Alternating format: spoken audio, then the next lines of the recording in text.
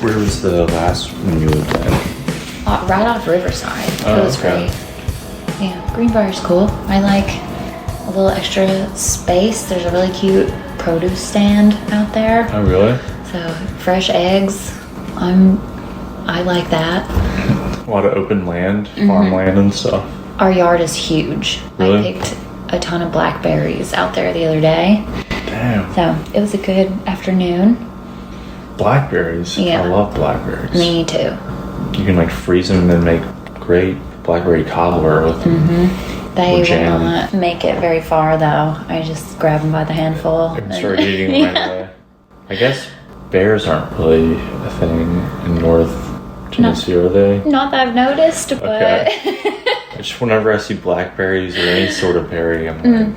yeah, I think of that too for some reason. I don't know if that's like a cartoon. Yeah, I think it relation is. or I don't know. something. Yeah. Branding It's for like some you sort see of jam carrots and you're like company. rabbits. Yeah. Yeah. We forget, like, pop culture is very much shaped Instilled by our somewhat of our reality or perspective on reality. Think of all the like opera music you know only because of Bugs Bunny. Oh my gosh, yeah. And that like bald fat guy singing it or whatever. Yeah, it was a whole shtick. But they did us a favor. Yeah. That stuff would have never lasted into future generations, probably. Or we wouldn't care about it, or it wouldn't seem familiar or interesting to us at all if not for cartoons. Right. Yeah, they really did sculpt a lot of our like archetypal perspectives on everything. All of our archetypes are based on our childhood villains and superheroes and whatnot. Totally. That's why it's so important to be thoughtful in the creation of those things. And the networks now are doing a good job, it seems, trying to diversify the voices and subject matter. I think that's good. Yeah, I don't know if they're as dark as they were in the 90s though. Well, maybe they saw what it did to us and they were like, maybe we should not It desensitized a whole generation. Yeah, Ren and Stimpy, we're weird now and no one's surprised. And, what is it? Cow and Chicken? And Cat Dog? Yeah, I never got to watch Cat Dog. Oh, really? I don't know why. Or Edda and Eddie? That was pretty weird. Kablam was my favorite. Did you ever see that? Was that on Nickelodeon? Uh-huh. Okay. It was like a comic book as a cartoon. So you had two hosts, Henry and June, and they were the hosts of the comic book or whatever. And so they would have little skit type things for different comics in the book. There was one, the Action League Now, the Prometheus and Bob. You just need to watch an episode. Get a little stoned and watch an episode. Was it a late night cartoon or was it like a during the day kind of cartoon? It seemed like day. Oh. I don't remember watching many cartoons at night. I was a very Nick at Night gal. Yeah. I really liked the classic shows, like Ken and Kel.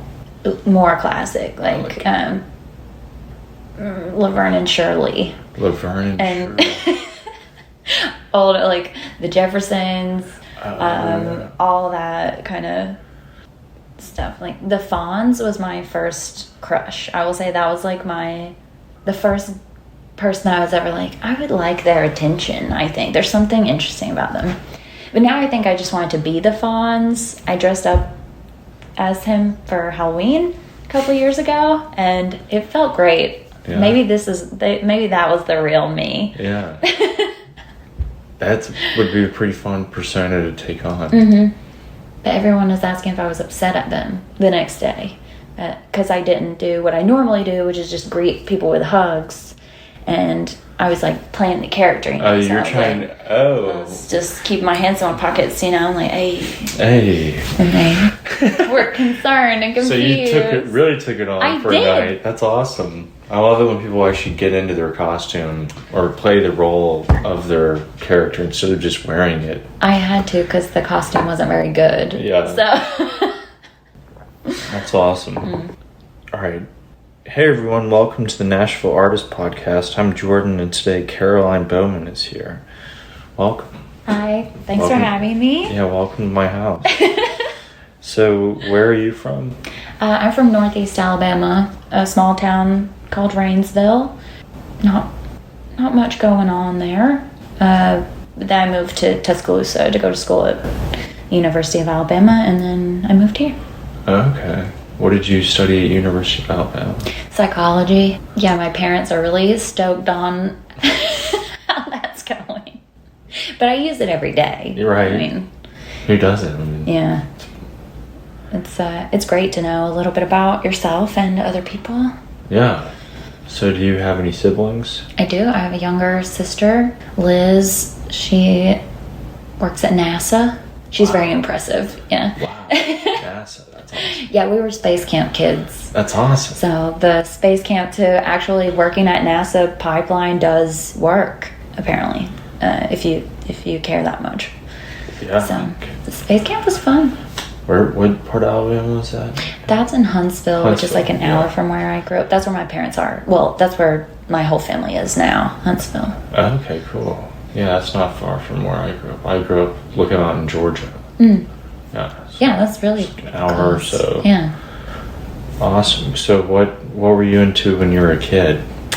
The Sims. I remember a lot of playing The Sims, and as I got into like my pre-teen years, I started getting more into music a little bit. I liked extracurricular stuff at school. I was very involved in school stuff, church, just community stuff, I guess, like things that involved doing things together, which I think I liked that, so I carried that through my life, I think. Yeah, definitely. I would definitely say you're an organizer. Like, you're very good at structuring big plans for people to attend. I got really good at asking people to do stuff and convincing them to actually do it, and ends up being really fun, so we do it again. Right. That's great. That's like a form of speechcraft. You just gotta speak it into being. Right. Just imagine, this is the final result. Now you get to be a part of it. Yeah, it's gonna be great. That's where the psychology comes in. Exactly. And it's not... Persuasion. Yes. Sometimes I'm like, is that manipulation? But I think it's more just presenting people with what I think could be. And exactly. Then being like, well, that does sound pretty fun. I'm like, I know, doesn't it? That's why I want to do it. Yeah. That's what I'm trying to do. So. And then you're like, you could be a pillar in this. I need you to do it. Yeah. Would you please?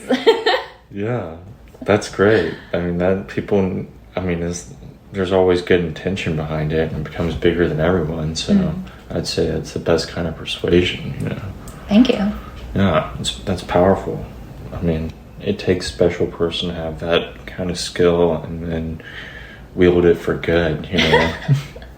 That's really nice. I really just feel like a tool in the will of the community in general, and I just listen and try to do what people want or need. Right. Answer the call. Yeah. The bat signal goes up. Right. People are wanting this, and you put the plans together and give it to them. It's awesome. So, like, whenever I see your art and stuff, you do graphic design as well.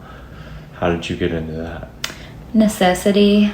Like most things I've learned to do over the years, it was just like we needed posters, or we needed a website, or we needed whatever it is, and for Cold Lunch recordings. And somebody had to do it, and we didn't have much money. We still don't have much money, but someone needed to do it, and I thought, well, I could try. And then I really fell in love with it, and now it's I design something probably every day. Wow. So what do you what did you say? Well, it's just like really taken on like a life I didn't expect. That's great. It's fun. What do you use, like Canva, or what apps do you use? I use Illustrator, Adobe. I started getting into animation, which is harder. It's so So you hard. have to like code everything. It's more like making the layers and then deciding what objects move in what way. I do very basic stuff at the moment, like 6-second. Like make something shimmer. Yeah. Yeah, it's more like moving show posters for Instagram. Oh, okay. Kind of. Like make things sparkle or yeah. Or spin or change color or something fun. Eye-catching. Yeah. Captivating. That's the game on the internet It is. now. That Please is. look, just 1 extra second. Please pay attention to this thing. It's great. Everyone's got to become their own marketing agent or whatever. It's tough, especially for people who aren't interested in that and don't really care to learn to do that. We can't all do everything. Right. There are a ton of things that I can't or don't have time to do. Yeah. So I'm happy to be able to fill that gap for people and myself. I do really enjoy it. Yeah. Well, you're able to be like, you're really good at this, you're really good at this. If you do this, this, and this, we're going to have this together. Mm-hmm. Yeah. Because like you said, we can't all be good at everything. So spotting other people's strengths is a very good thing for your organizing. It's fun to do. You make a lot of friends that way. So how long have you been doing the graphic design? Like, It was such a slow process, but I guess I started really getting serious about it maybe 4 years ago. I had a good friend he saw that I was struggling, like trying to make posters in very rudimentary ways. And he had gone to school for design, and he said, I can teach you this really great program quickly, and you can do whatever you want with it, but I can teach you the tool and then let you run. And I was not super enthusiastic at first because it is difficult to learn a new program, but as soon as that like opened up a door to me, I can actually do the things that I see in my mind. So then I could spit them out a lot faster. They were getting a lot better, and with the amount that I do, it's been good to get better faster. it's a great investment in yourself. Yeah. And I really enjoy it. It gives me an excuse to look at older art that I really appreciate, like that stuff you're showing me of your grandma's. Beautiful work, exactly what I like. And when I have an excuse to just put things like that, lovely things in my mind, so when I need to go back and pull out things, that's the bank that I have. So I like that part of it too. Yeah. You can like hold a nostalgic bank in your brain and then bring it out on your canvas. So when did you move to Nashville? I think 8 years ago was the day I graduated college. Really? The day? The day. I didn't even go to graduation. It was such a huge school, I wasn't really interested in the whole... That's a big SEC school. Yeah, it was... Football! Yeah, football. We always got to talk about the football. We were very good when I was there, and we're, I guess, still good. So I guess we'll see. Football season's coming up. Yeah. But that was like drilled in everyone's head. Yeah, you just don't think that much about it when you're there. Yeah. I never knew any different. I never got a choice of where I was going to go to school. Oh, really? Your parents were like, you gotta go to Alabama. You live in Alabama, you go to Alabama. Yeah, I never crossed my mind to go anywhere else. Oh, wow. So. But what made you decide to move to Nashville? Nashville's always been the city from where I'm from. So there are very few people you'll hear of like someone's cousin or someone moving to Nashville, and that meant they were pursuing something. That meant they were doing something. They were doing well. So from a young age, for me, I wanted to be in the city. I wanted to be where things were. And now I like it because it's only a couple hours away from my family, and it's very easy to make community connections here. Nice, genuinely nice people, very talented people. You run into people everywhere you go, and I like that. So yeah, it's still got the southern charm, friendly, hospitable, but big enough to expand your whatever project you get into. Exactly. Nice. Okay, cool. So you just wanted to get out of your small town, basically. Yeah. What's like something you've really learned living here? I got like flooded with information from the time I graduated high school to now, my early 30s, about a ton of different things, particularly social justice topics and, the state of our country. I think that's something that living in the city and being around other people who are paying attention to that, I never really got that growing up. So that's probably been one of my favorite things here, is learning about that, observing other people's ability to really make a change in our city. I think we're working on a lot of stuff right now.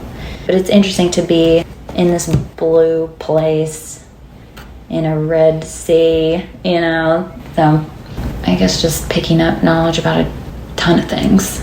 Nice. Yeah. So when did you get into Cold Lunch recordings?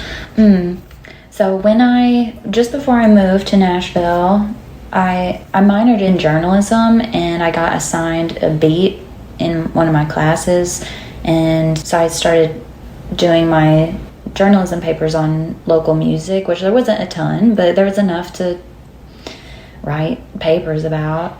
And I realized I really liked that, and I was learning kind of about the other side of music that's not necessarily making it. And so when I was thinking about what I wanted to do when I got up here, I got a job at Opryland at the front desk, but I also wanted to do something on the side, learn something, intern somewhere. So I emailed a ton of record labels in town, and only one got back to me. And it was Palaver Records. And they put out Margot Price's record before she was Margot. It's her band. And a lot of other great stuff. Alan Thompson. But they had a weekly showcase at what was then Foo Bar every single Thursday. And that's a lot of shows. But I started working with them, working the door at those shows, so I met everyone quickly. And Gary became one of my best friends so fast, Gary Brannigan, and introduced me to everyone. And every time someone new would come in the door, he would kind of whisper in my ear what their deal was, who that was, what bands they played with, what I needed to know. So I picked up a ton really quickly. And after a few years of that, there was kind of some movement, some guys moving on with their lives. You get to a certain age and you just start kind of thinking about, what do I really want to do? And when there was an opportunity, they asked me to come on board as a permanent part of the label. And in that whole shuffle, we decided to rebrand and redirect. So Cold Lunch was born. And we decided to kind of focus more on a certain genre, lean heavier on the events, and kind of just try to focus on growth. And it's been a really cool journey so far.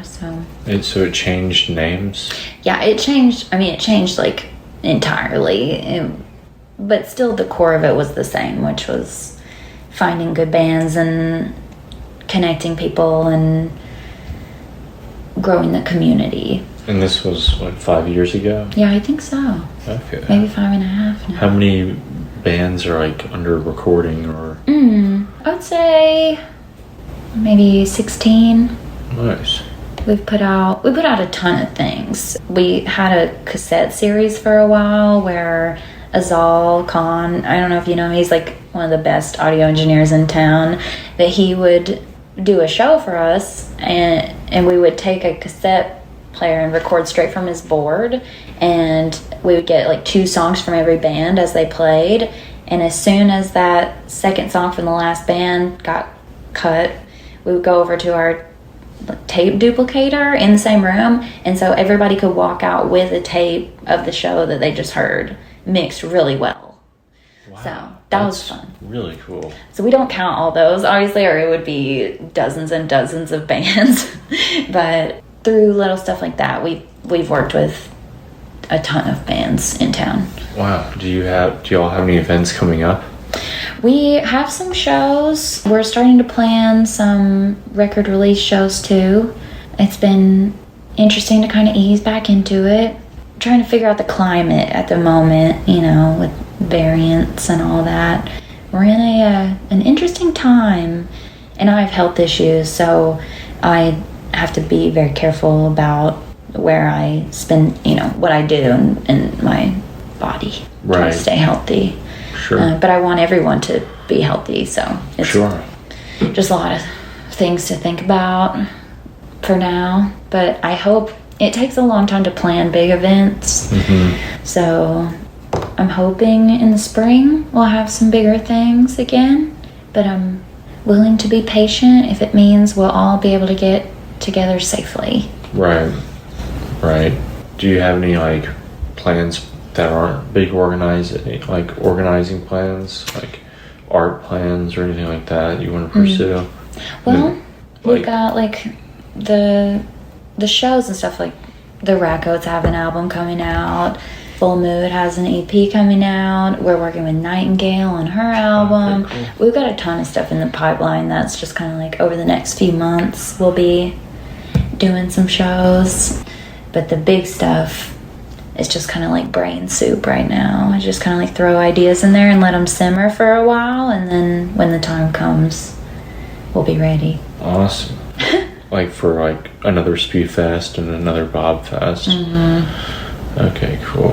We're in 2020 we had plans to have Spewfest, our second Spewfest, or maybe third, in Austin for South by, and we were planning Spewfest Atlanta. I had just gone to Chicago to scout locations, so we were dabbling in other places. We want to get our crew out there. We have such a great group of musicians here, and it's always growing, and I want to travel with them. So that's been a goal that I hope we'll reach in the next couple of years.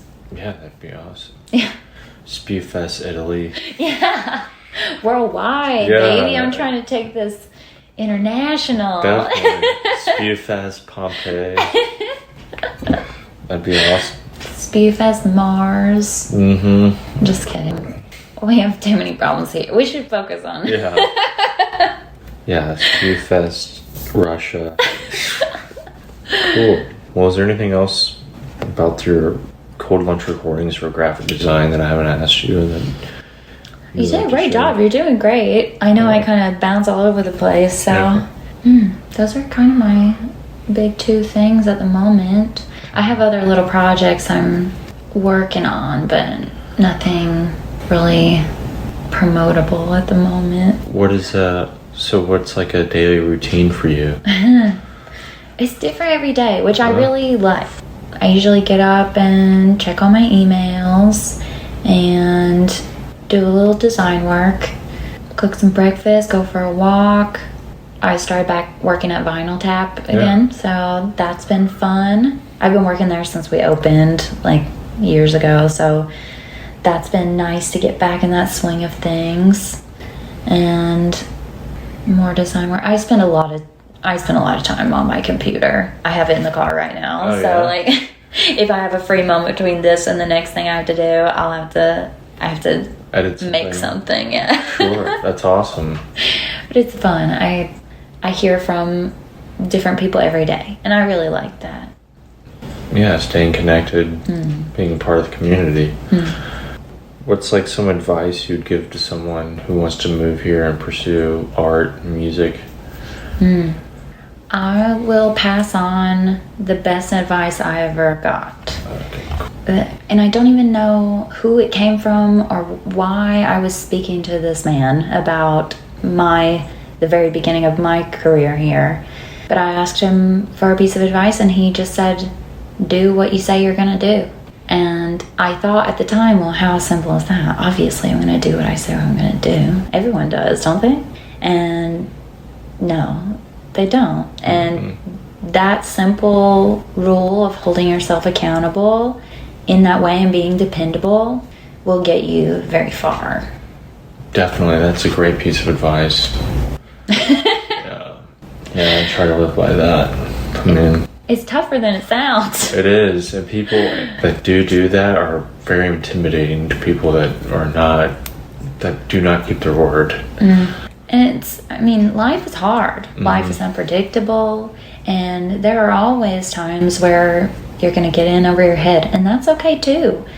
But to communicate that is also very important. Exactly. And it's okay. No one expects perfection from anyone, but communication's great.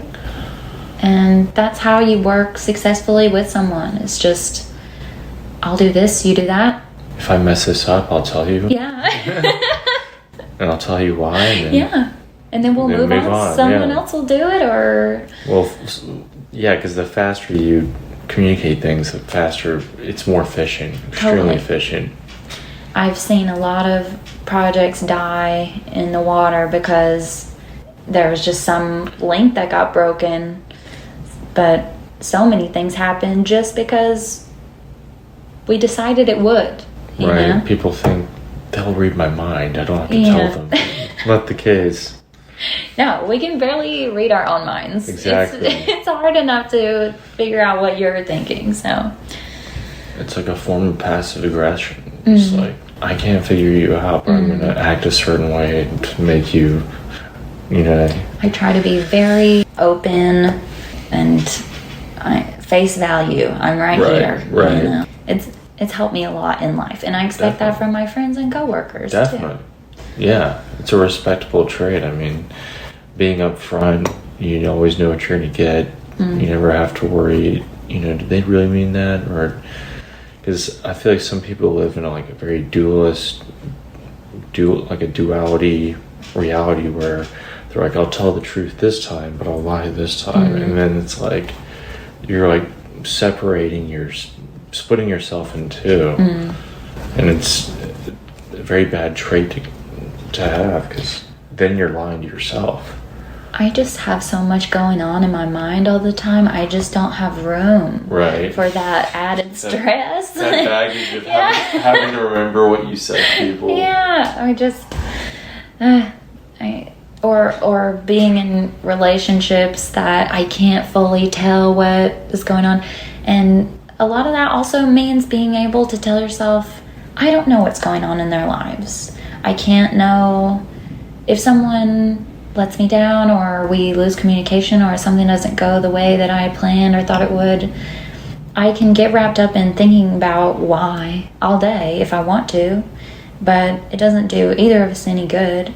So just having that compassion in your heart and knowing that sometimes life is just hard, and moving on, not letting it get in your way of productivity, and leaving the door open for some other project to work together.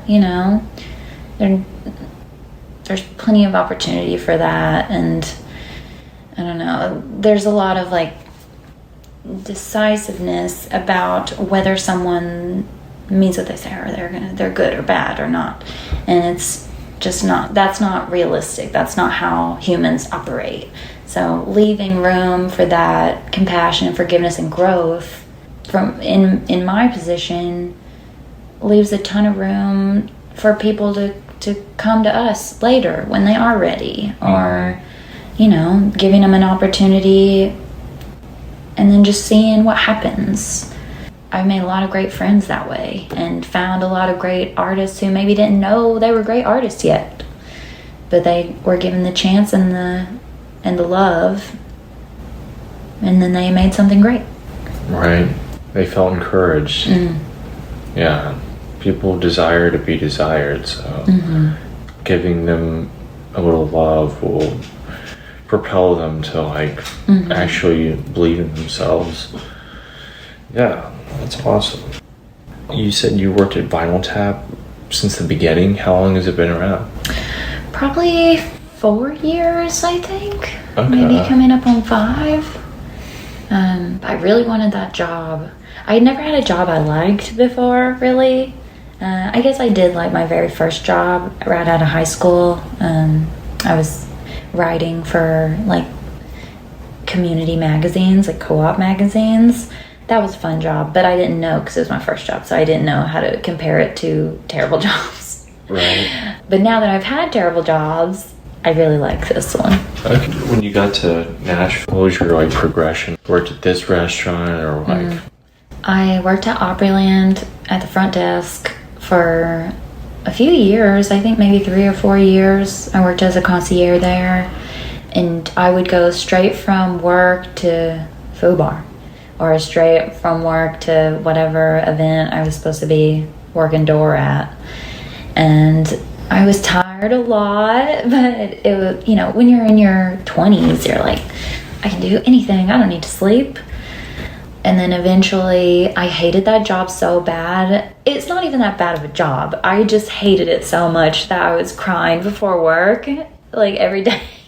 I was like, I can't do this job anymore. I need to do something different. So I just quit and kind of hopped around between a few gigs. I worked at a sushi burrito restaurant for a few weeks. I worked at a little shop on Fatherland. I worked, you know, like we all have to do, just gigging. Right. And then landed that job and really like it. So. Okay, then you landed the Vinyl Tap job. Nice. I sell records and I get to make people listen to what I want to listen to that day. And now I'm doing more of the like booking for entertainment in there when we start to do that again, and social media stuff. So all the fun organizing stuff. Yeah. And you get to connect with people over beers. Yeah. It's great. Does it ever get slammed? Yeah. Oh, really? Okay. Yeah, sometimes. Like, is it the weekend? Usually, but last week, Tuesday, wild. Yeah. Packed house. It's impossible to predict. Okay. I've never been there when it was, like, super packed. I've always been there, like, in the afternoon. There's, like, 3 people at the bar in the morning. And then, like, when you had your thing there, that was pretty packed, but, like... The Friends of Mine stuff? Yeah, that was fun. Yeah. I think we'll probably pick that back up. That was fun. And then going to France.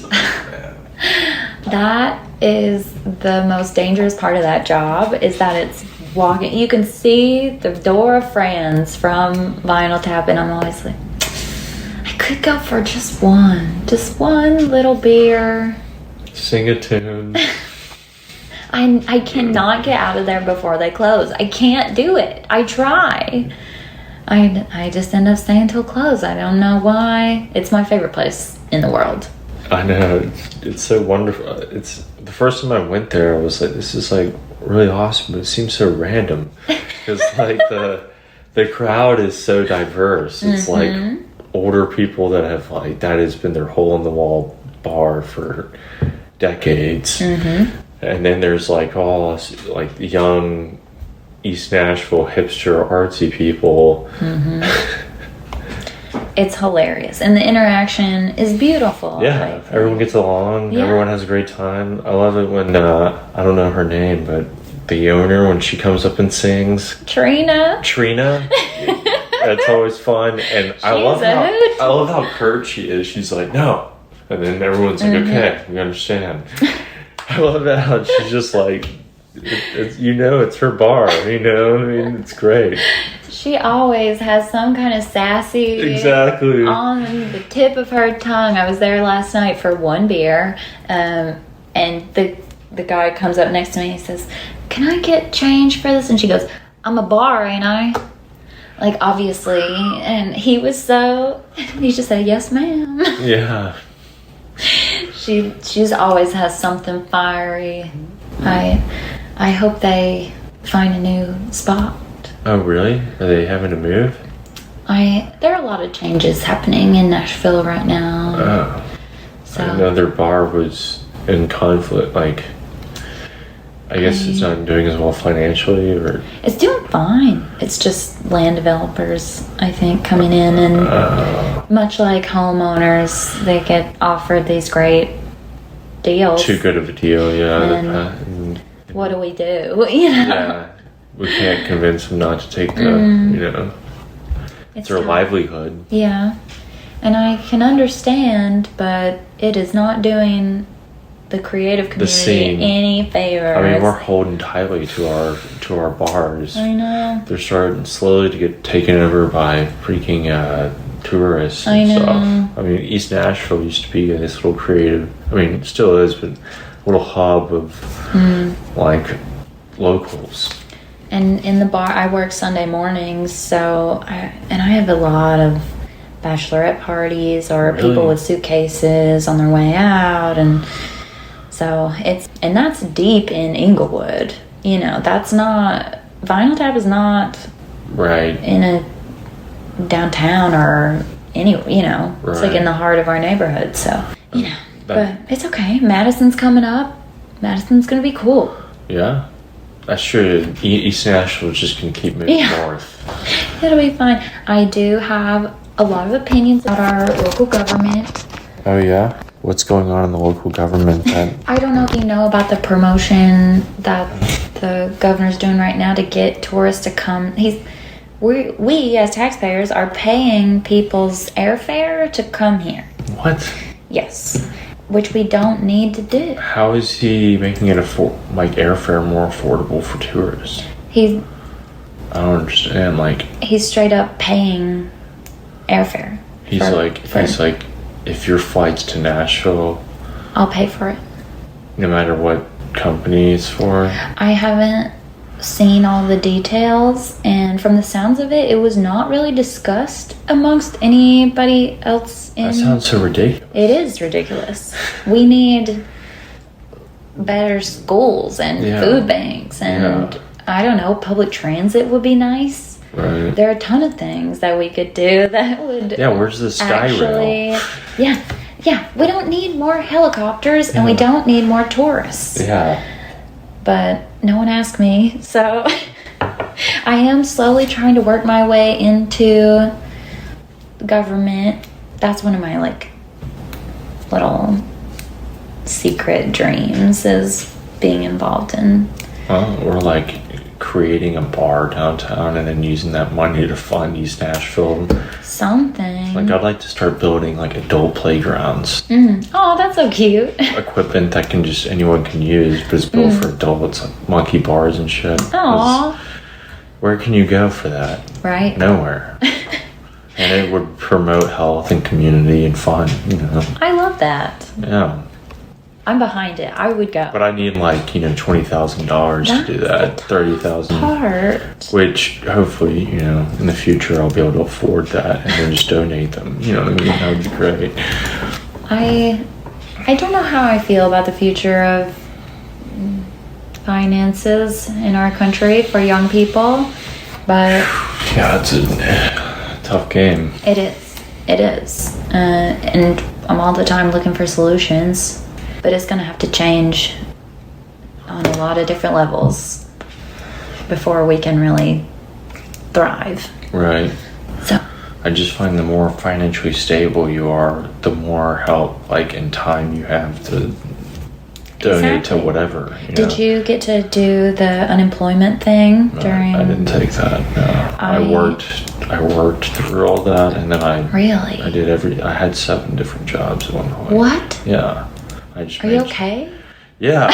Well, now I only, I have my detailing business, and I do bartending for a catering company, but I make my money detailing cars now, so I don't have to work, 70, 80 hour, whatever, you know what I mean? I first got here, I was working as many jobs as I could. Totally. But now that I don't have to kill myself, I can spend time on this and my drumming, and And imagine if there was even less pressure on you to think about that part, about survival. And God forbid something unfortunate happened. I worry a lot about people our age in our situations, something happening. With my health stuff, I had a thing in college, and then it came back again later, but my bill was going to be $500,000. Good God. Yeah. Did you have private health insurance? The first time I did, That's good. I was under 24, so I was still on my parents. And then I had insurance my second time, but it was not great. And what I have is considered a catastrophic occurrence. So yeah, it was just going to be, and I thought, how would I ever get out of that debt? I don't even know what that looks like. I don't even know what that means. I mean, luckily I appealed to Vanderbilt and they forgave my entire debt, but that's not the case for everyone. And good God, yeah. Health costs. It's ridiculous. We're better than that as a country. Yeah, it should not cost someone $500,000. Good God. It shouldn't cost them anything. Yeah.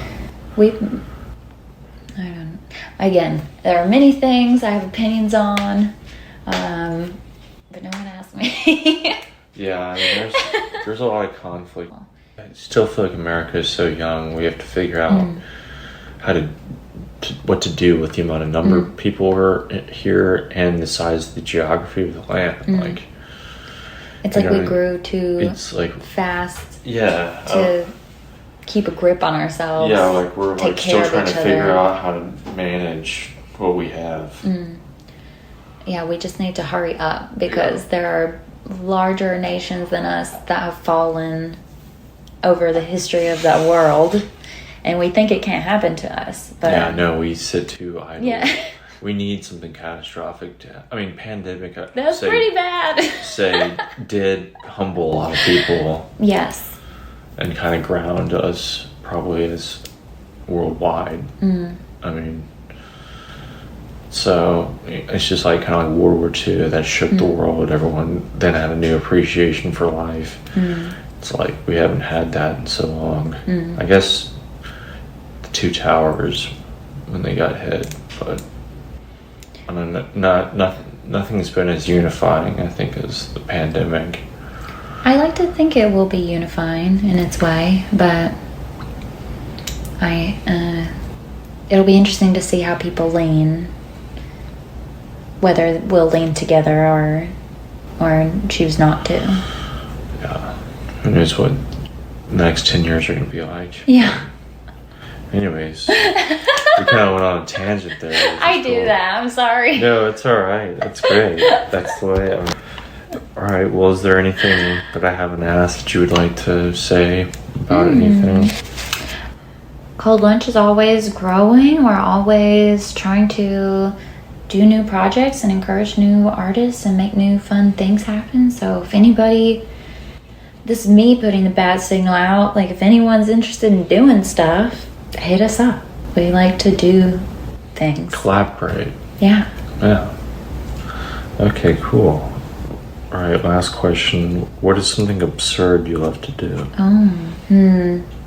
I am pretty obsessed right now with the 60s. Okay. So I love to watch Soul Train reruns when I'm sad. That's how I cure myself.